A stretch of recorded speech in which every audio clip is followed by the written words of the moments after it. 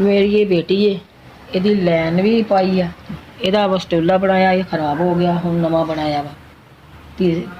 ਤਿੰਨ ਜਗ੍ਹਾ ਤੇ ਲੈਨ ਵੀ ਪਾਈ ਆ। ਜੋ ਵੀ ਸੀਗਾ ਅਸੀਂ ਲੈ ਲੂ ਕੇ ਤੇ ਅਸੀਂ ਕਰਜ਼ਾ ਲਏ, ਮਦਤਾਂ ਕੀਤੀਆਂ, ਸਾਰਾ ਕੁਝ ਲੈ ਲੂ ਕੇ ਮੈਂ ਕਰਾ ਚੁੱਕੀ ਹਾਂ। ਦੇ ਵਾਸ਼ ਕਰਾਉਣੇ ਵਾਸਤੇ ਮੇਰੇ ਕੋਲ ਪੈਸੇ ਨਹੀਂ ਹੈਗੇ। ਪਿੱਛੇ ਵੀ ਫੋਨ ਕਰਕੇ ਦੇਖ ਲਿਆ ਸਾਰਾ ਕੁਝ, ਕੋਈ ਹੁਣ ਮਦਦ ਨਹੀਂ ਹੈਗੀ, ਕੋਈ ਹੱਥ ਨਹੀਂ ਫੜਾਉਂਦਾ। ਤਾਂ ਮੇਰੀ ਬੇਟੀ ਦੇ ਗੁਰਦੇ ਵਾਸ਼ ਕਰਨਾ ਸਾਰਾ ਕੁਝ ਹੋ ਗਿਆ, ਸਿਰਫ ਗੁਰਦੇ ਵਾਸ਼ ਕਰਾਉਣੇ ਤੋਂ ਗੱਲ ਰਹਿੰਦੀ ਪਈ। 5000 रुपया लगना है गुर्दे वास्ते। मैंने गुर्दे वाश करवाने और मेरे पास पैसे ख़त्म हो गए। 3 4 5 बस भी ऐसा आपकी बहुत मेहरबानी। आपने मुझे 5000 रुपया दिया। अल्लाह पाक आपको तंदुरुस्ती दे।